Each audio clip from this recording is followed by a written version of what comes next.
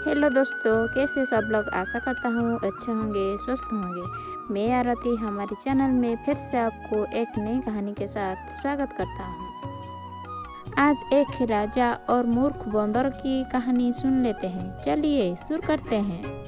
बहुत पुरानी बात हुई। एक राजा के पास पालतू बंदर था। राजा उस बंदर पर बहुत विश्वास करता था क्योंकि वो बंदर राजा का भक्त था। बंदर राजा की पूरे मन से सेवा करता था, लेकिन बंदर बिल्कुल मूर्ख था। उसे कोई भी काम ठीक से समझ नहीं आता था।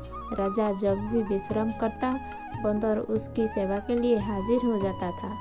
उसके लिए हाथ पंखा चलता था।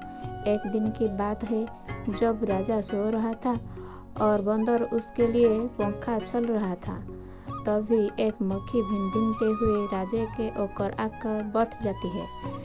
बंदर उस मक्खी को पंखे से बार बार भगाने की कोशिश करता है, लेकिन मक्खी उड़कर कभी राजा के छाती पर, कभी सिर पर तो कभी जांघ पर जाकर बैठ जाती थी।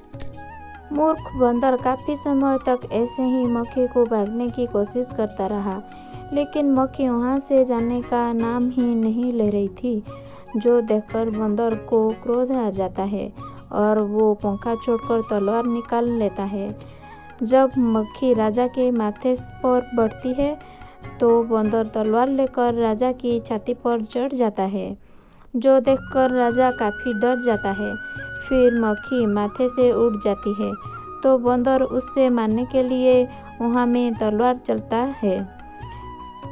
उसके बाद मक्खी राजा के सिर पर जाकर बैठ जाती है, तो बंदर के तलवार से राजा के